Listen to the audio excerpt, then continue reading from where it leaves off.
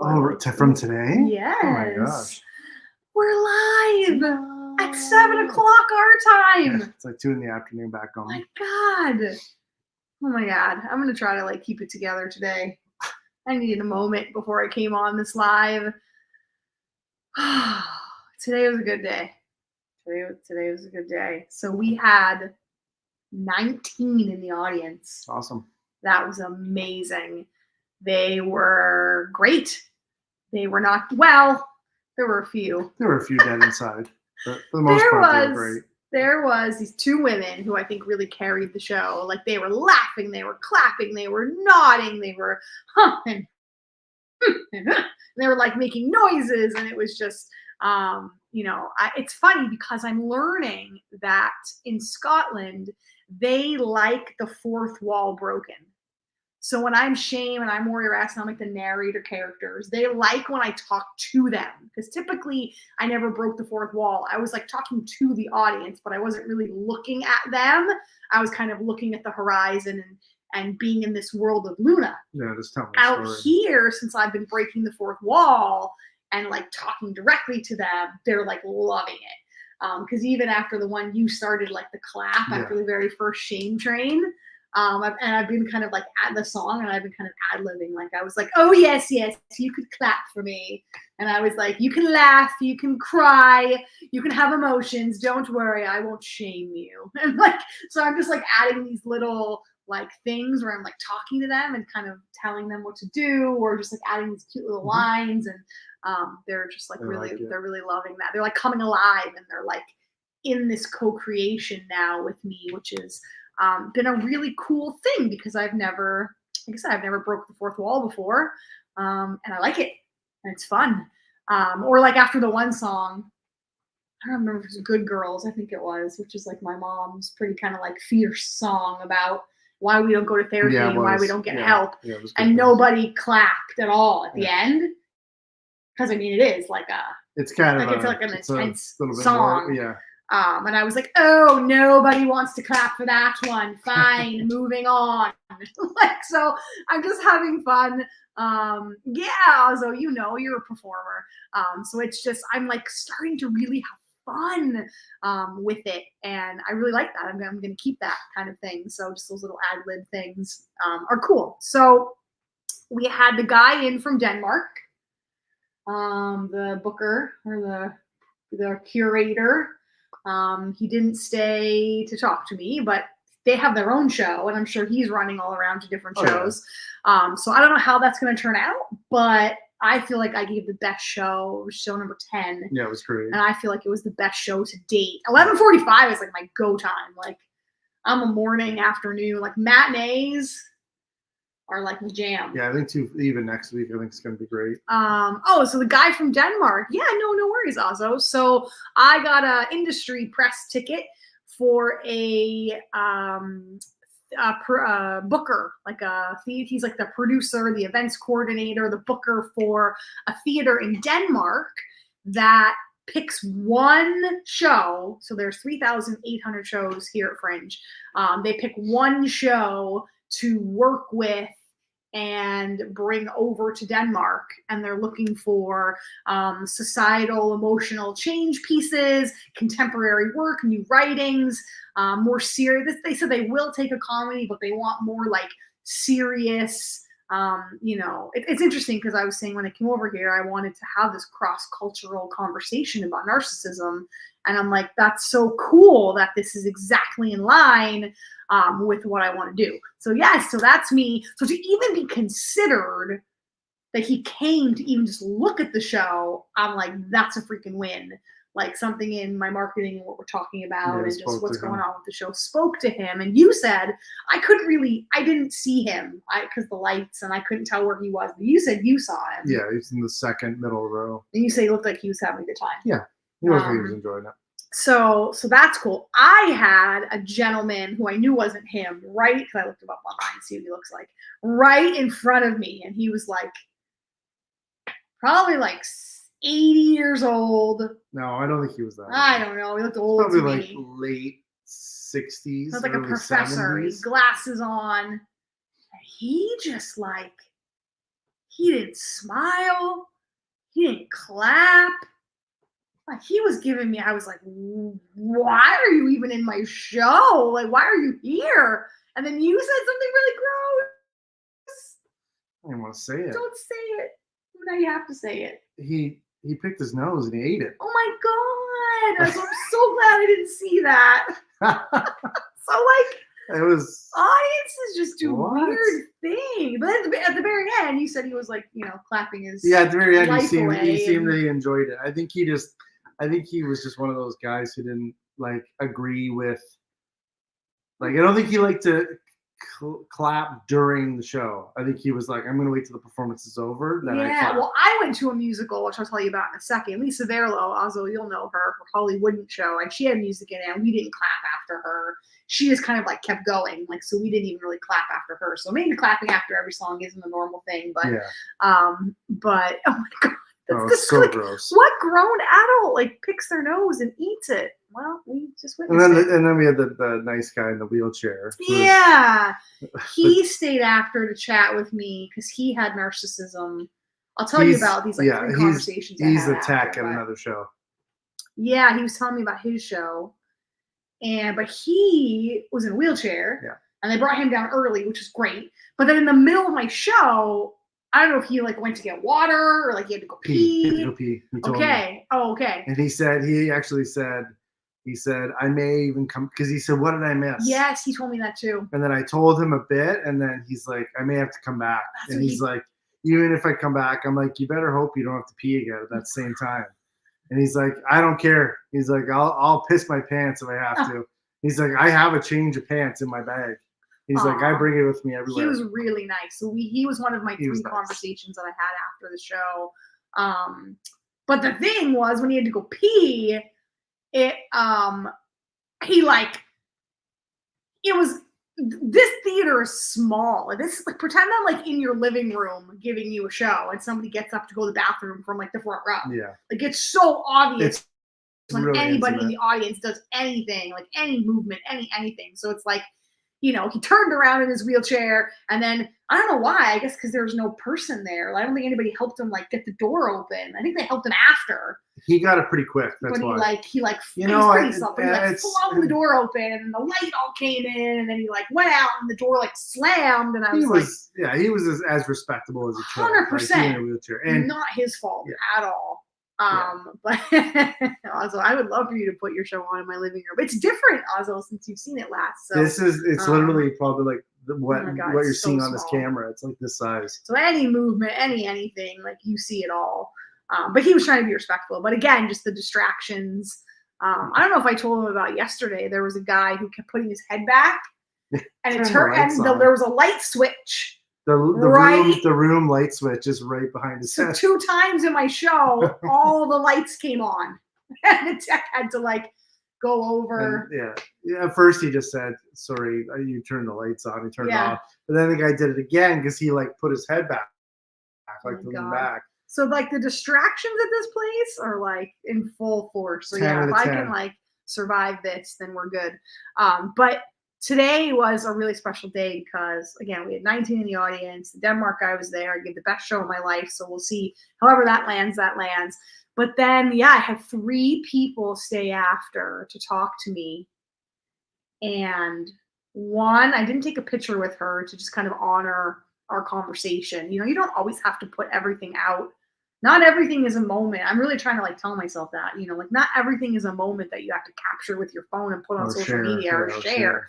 And we, when I have lighthearted conversations with people where they're just like, oh my God, I love that. And this was great. And I love my mom and dad, or my mom does have some of those traits. And I like this thing. Like when it's kind of like a lighthearted conversation and they'll be like, can we get a picture? And I'm like, sure. And then I share it.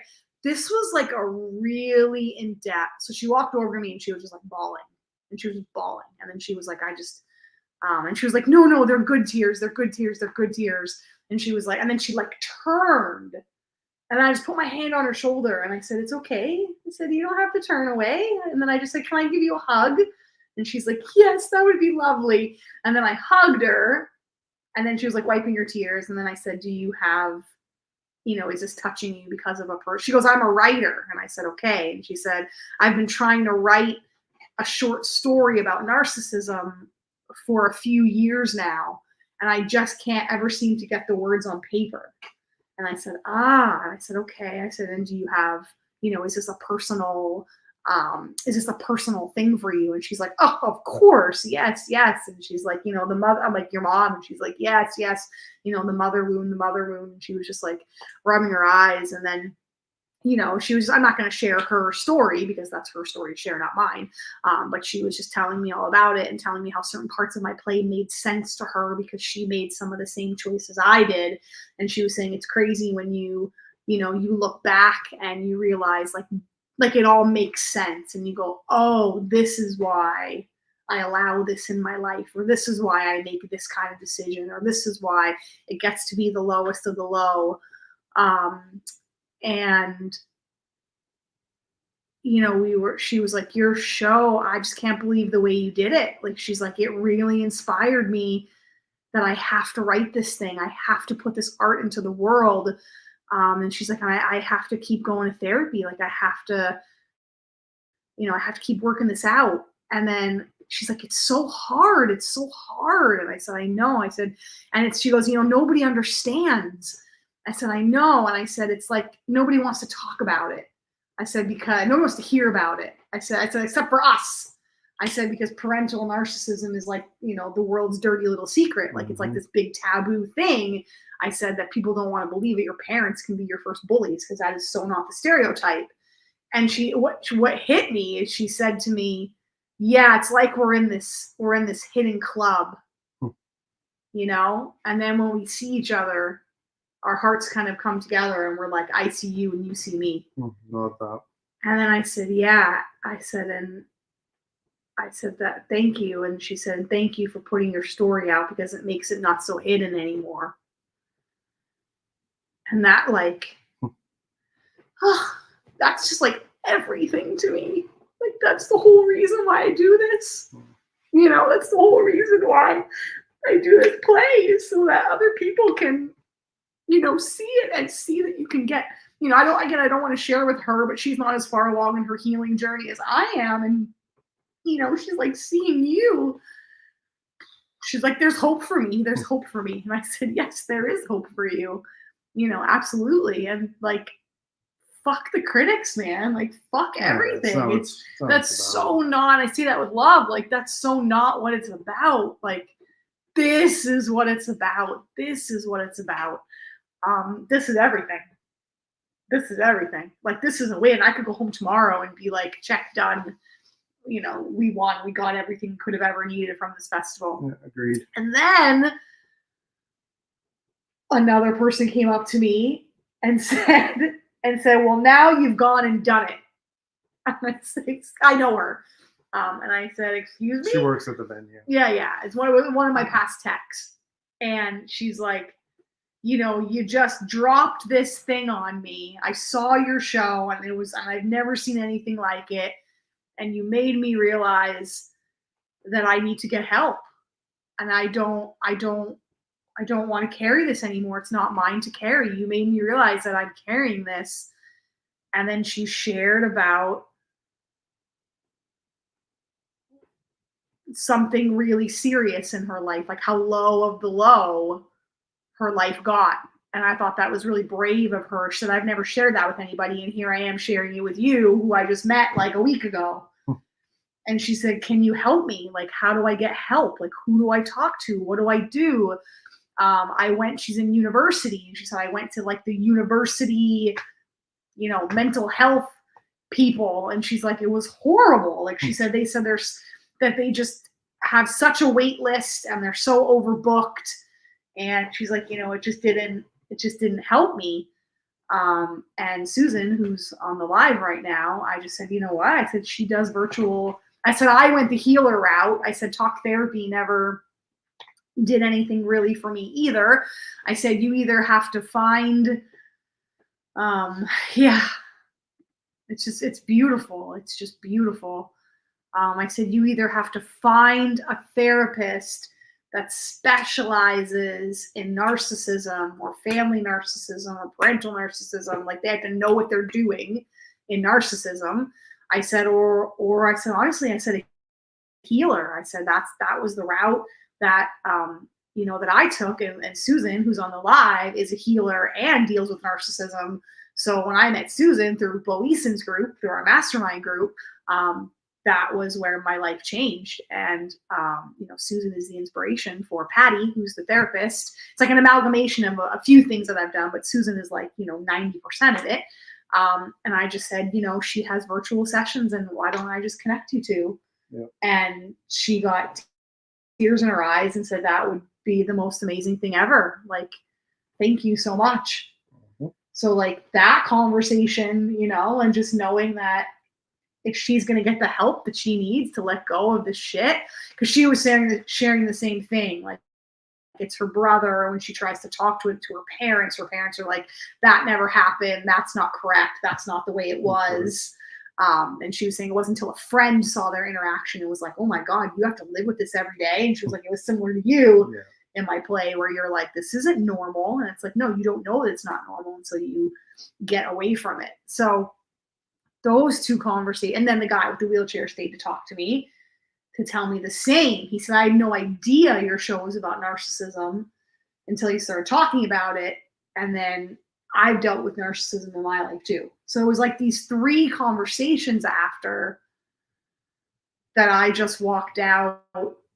Yeah, it's the worst, right? And we get it. We get it everywhere from everyone, because nobody wants to hear about it. Everybody wants to tell us, Susan, like I was sharing with you, those crappy student reviewers that were like, we feel no empathy and we don't believe it, and this story isn't true and nobody cares. And I'm like, wow, I'm actually being gaslit by a reviewer. That's a first. So it's just this hate just gets, doubly projected on you from everyone. And just knowing that I'm going to set her in a path to heal. Again, I'm like, thank you, universe. Is that, she was our tech on my very first night, my very first show. And she said, oh my God, like, this show is I needed to hear this. I needed to hear this. So I got her email. I got the other writer's email. So we're going to keep in touch, and we don't have to be in this little hidden club anymore that, that nobody knows about. So today my heart is just so full. Like that is absolutely everything to me. I love, Susan, how you said, like, you're healing from the stage too. Yep. Susan said it's called fear turned into attack. Ellen said, in hopes of making it go away. Yep. It's always so interesting to me that it's like, well, I shouldn't say always, because some of the critics are really lovely. And I did get that Hidden Gem Award, which were a Hidden Gem status, which literally means it's a hidden gem. Like, more people need to see this. But yeah, the people that are triggered want to kill it and want to make it go away. Hardcore. And that's like, for me, it's like, I'm really glad that we're home early tonight, because we're like for me, the self-care is like so important for me, because, not only do I do the show, then I end up having these kinds of just beautiful conversations. It's just I'm proud to do the work, and that's what I love to do, but it's also nice to just take there's a cost involved, because you never know if you're going to be met with a beautiful conversation or you're going to be met with hate. And I get both. I never rarely get anybody in the middle. I usually get, thank you, this is so healing, or like, shut the hell up and stop talking about this, go away, like, kind of thing. So it's just, it's crazy. So, but then we went after the show, because we were done early. Yep. We went over to, I've been eating like so clean. Like, I've not eaten anything crappy out here at all, but there's this like fish and chip place, Burry's Fish and Chips, which is like, I don't know, it's supposed to be like the fish and chip place out here. So we went for fish. I literally just had like the piece of, I got gluten-free, which was very cool. They did like a gluten-free batter, which was nice. And I literally just had like a piece of fish. I didn't even want the chips because the fish was so big. But it was really good. Which worked out great, because Oliver got like the kids portion. Yeah. And like, he was like, that's all the fries they gave me? And then, so he ate all mine. Me and Lisa were like, here, take all ours. Fries. They got like one chip and Yeah, like just this a piece of fish. mound of fries. No vegetables, but that's all right. I'll have vegetables for lunch or for dinner. I mean, Yeah. but I think like we eat fish and chips like once a year. I don't even know. We never even eat. That's like pretty much. not at all a common, thing. But Oliver is sitting behind us right now. So you guys have this really cool strategy. Yeah. So we went to fish and chips, and then I ran over to. I was gonna go see another show of these two ladies that came to my show. They ended up actually being sold out. Their show, which is fantastic. So I couldn't even get in because it was just great. But they came to mine, so that's the generous thing to do it. But in between, we're walking. I put you to work because my friend Lisa Verlo, who I met in Hollywood, came out to my show. She didn't do Hollywood Fringe this past year, but she came to my show when I was in Hollywood. So I've always wanted to pay it forward. I don't even remember if I comped or whatever, but I bought a ticket. And I went to Lisa Verlo's show out here, which was very cool. So I had a great time at her show. So Oliver, you should come say hi. People are asking where you are. He's just on his iPad. So Oliver and Eric went to work. So when I went to Lisa's show, they flyered for me. And tell them your strategy. Tell them what you. Well, it was Oliver's strategy. So Oliver said, "Mom told me that I should say, don't go see this show." So they have like flyers here. Like this is like an example. Funny. The one guy. So there's like these little flyers that you hand out. So you get them made and printed. That's how you get butts and seats. Yeah. One of the ways. Yeah. It reminds me of Vegas. Vegas was like that. Yeah. The clickies we call them. Anyway. Yeah. So you just hand out your flyers and you go to like the more like populated areas. You hang out like in front of the other venues. And where people are seeing shows. Not just like anywhere. Anyway. Yes. So Oliver said he started saying don't go see the show, and everyone was taking the flyer and they were like taken aback by the comment, but then they were like kind of like giggling. So they were like they'd laugh. They'd be like, like obviously you're joking, otherwise that wouldn't make any sense. And then I was like, you know what we should do now, Oliver? He is. I said, you're gonna say, don't go see the show. And I said, and then if they take it and they look at you, then I said, I'll follow up with, it's a one-woman musical. You should really go see it. And that was our strategy. So we keep them all out. Lisa had a stack like this, and we banged them all out. We got them all out. And I think there was a ton of people that were, you never know, right? It's like anything. But like I would say 80% of the people who took it actually like seemed genuinely like interested. Cool. He's a very smart. It's nice. It's a nice way just to like meet people and see people and yeah. Well, and we were right actually today. We were right at the university. It is very weird.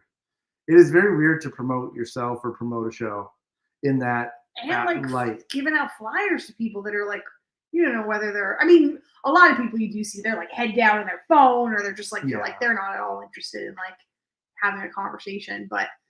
It's hard to just kind of like it's taxing, like it's tiring. It is, and that's why I didn't flyer. I really haven't flyered at all. So I'm probably I'm probably like the not normal, like everybody out here has been, like my peers that I've been talking to, like they've just been flyering like all day to get butts in seats, which is great, and it's working.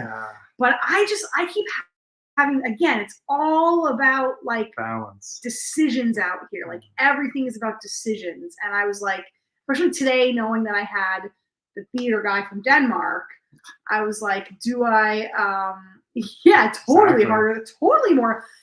Anyway, I'll go back to that comment. Yes. But I was like, do I flyer for like hours and then I might be at like 80% energy for my show because I'm tired, or do I like not flyer and then give 100% to my show?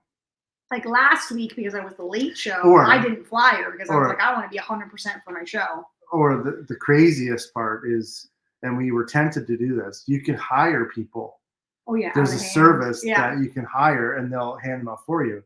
The catch is it's 30 pounds an hour.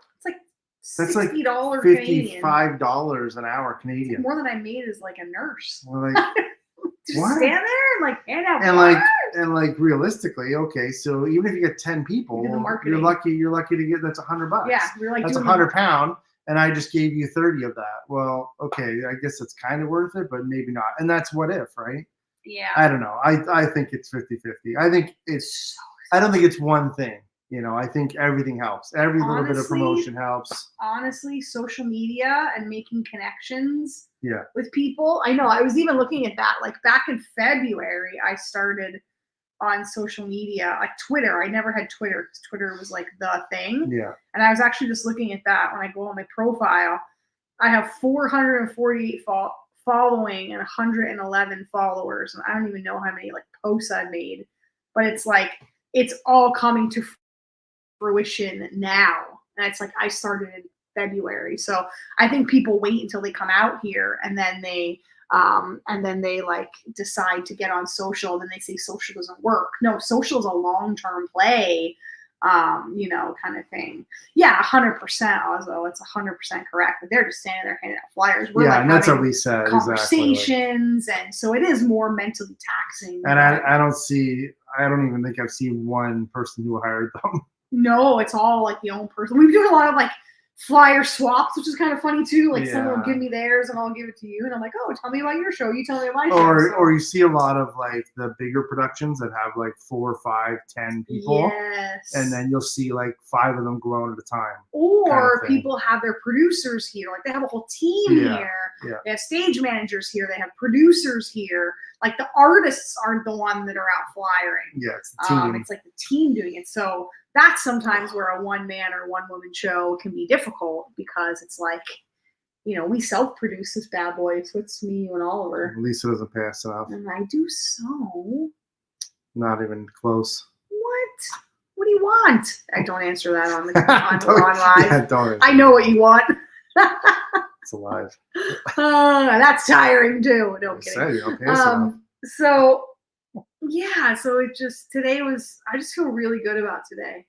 Like the show was great, and then we ended so early, so we were able to have a nice afternoon. The sun's shining today. It was hot. Like it was just a nice day. I would have saw that second show, like I said, but they sold out. So it's been I don't know. It just today is like a newfound purpose for me.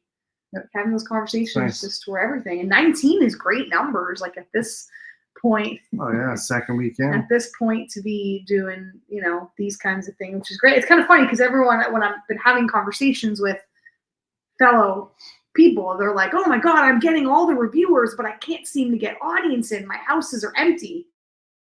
And I'm like, I'm the opposite. My houses are like great, but I can't seem to get any more reviewers in, or like the right reviewers in.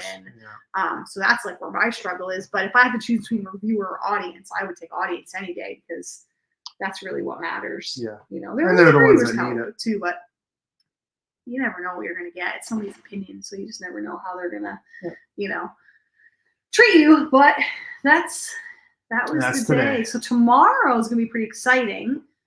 Another friend from Bo Eason's mastermind, Patricia Freiberg, who was a client of ours. It's been nice and steady. She moved to Switzerland because her husband took a job there, which was like only just a few hour plane ride, I guess, to come over here from Switzerland. So they decided to make like a family vacation out of it because it's her husband, and her son. I think he's a little bit older than Oliver. And she does 15, or did like stand-up comedy. She's hilarious. So she appreciates the arts. She's so funny. Yeah. She has that dry sense of humor. And they're like fringing. Yeah, and they're coming to see shows. So her and her family, the three of them, are coming to her husband and her son are coming to the show tomorrow. We're going to meet up, and then they're going to obviously come to the show, and then we're going to probably go for some lunch, and then we're going to join them for the 2 of the shows right after mine, because they happen to be at the same venue that I'm at, and we have those little passes that as long as there's seats, we can get in and see the show.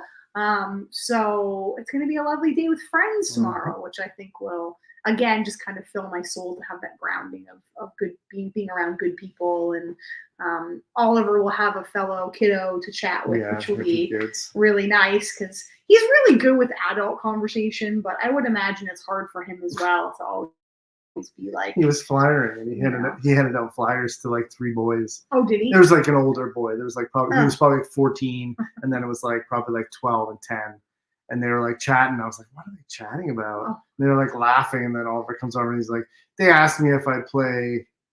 What was it again, bud? Forgot. It wasn't Minecraft.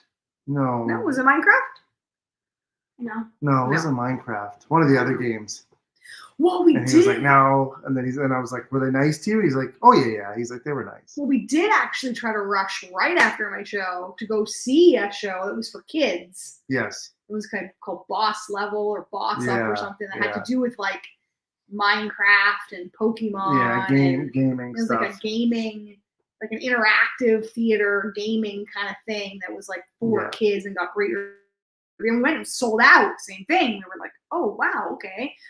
So hopefully we're gonna try to catch that.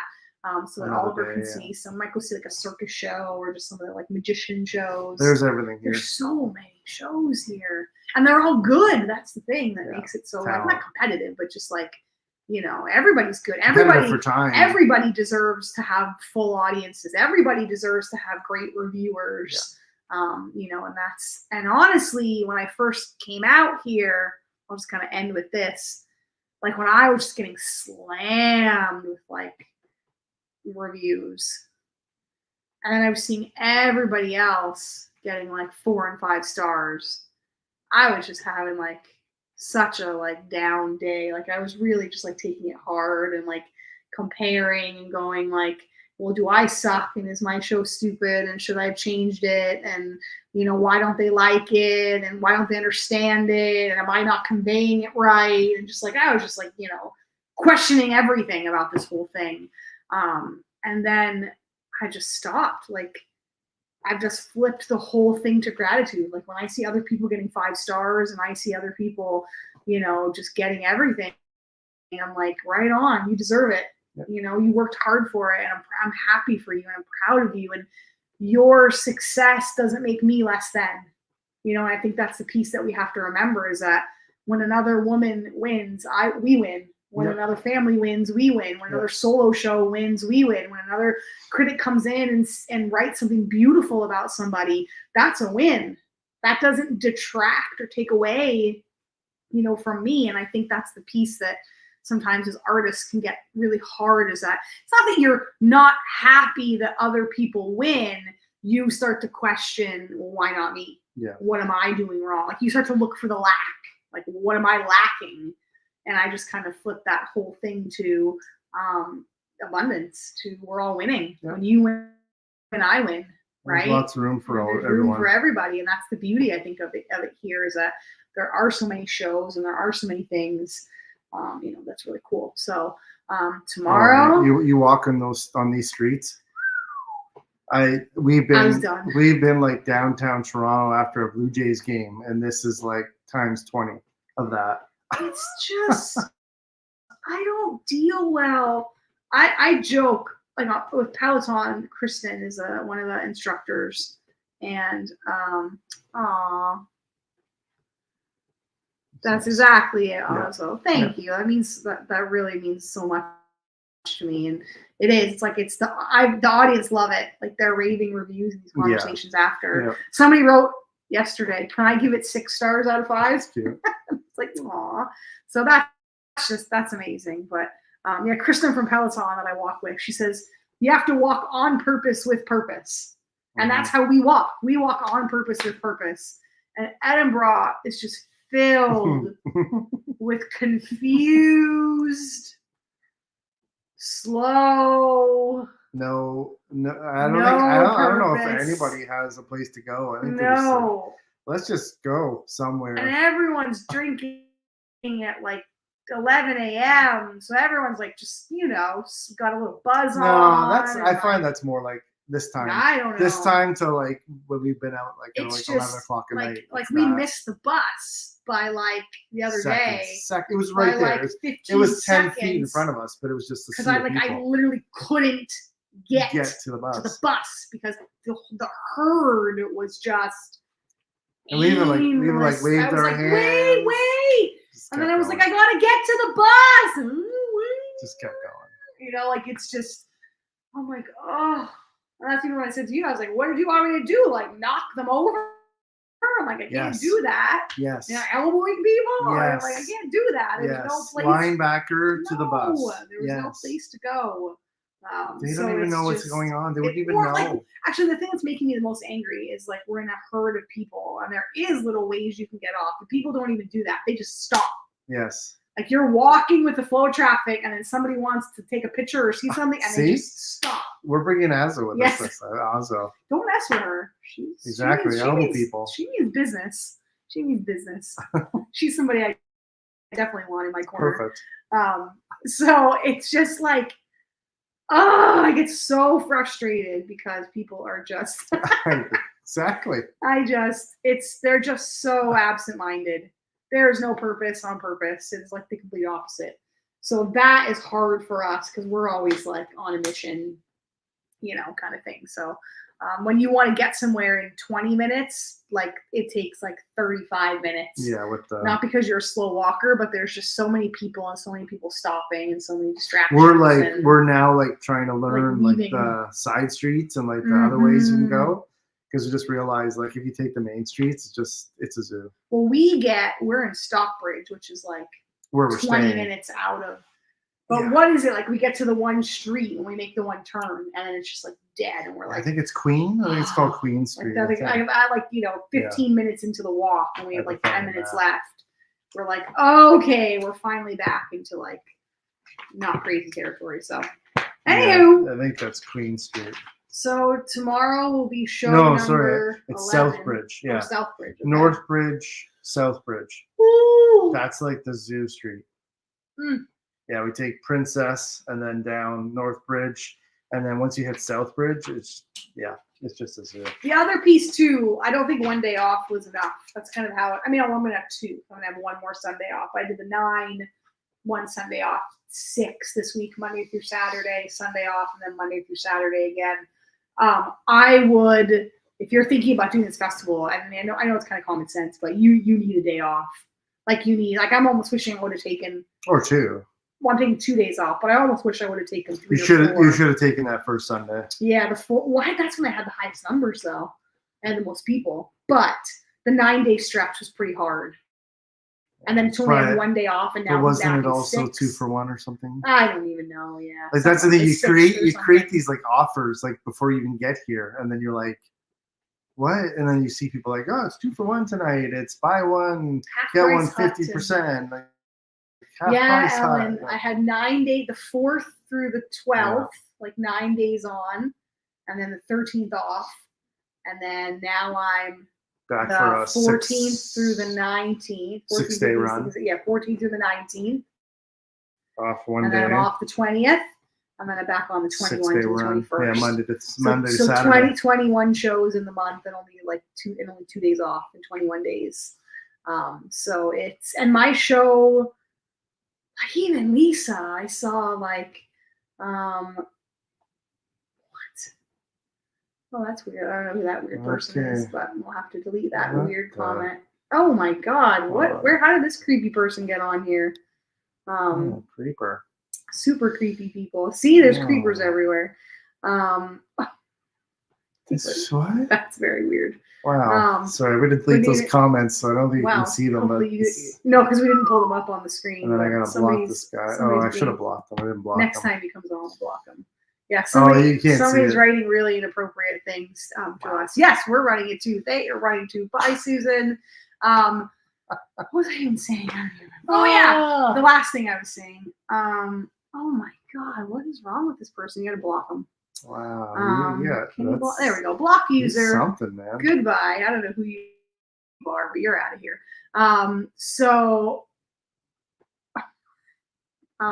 Okay. That's wild. What was I saying? Oh, last thing. Yes, that was it. Is that like I saw even like Lisa's show, or I know like Becca does that where they have like projections or they have things that like talk for them. Like Lisa had like a part in her show where like she sang a song to a backing track and then she like went off and like took some water and kind of went backstage. And I know Becca has like a commercial in hers where like a little commercial skit comes off for like a minute or something, and then she goes, and I'm like, God, that was smart. Like, like I don't have a single break in my whole show. Like I am playing 20 characters at this venue. I am singing, even just the way I staged Yeah, it. you still, even with your, you know, so normally it's not, but I feel good, but it's just like, I'm giving you all of me for 70 minutes straight. Yeah. Singing, acting, storytelling, like I don't take a break. Like, I don't take a breath. You know, so it requires a lot. So days off are really important, and just kind of chilling is really important. So that's what we're doing for the rest of the night. We're gonna make some dinner and relax, get to bed early. Yeah. And tomorrow at 11:45 is another day. So thanks for hanging in. Thanks for being here. We love you, and we'll be back again tomorrow. Have a good day. Rest of the day for you guys. Bye. Day, evening. Mwah. Bye. Thanks.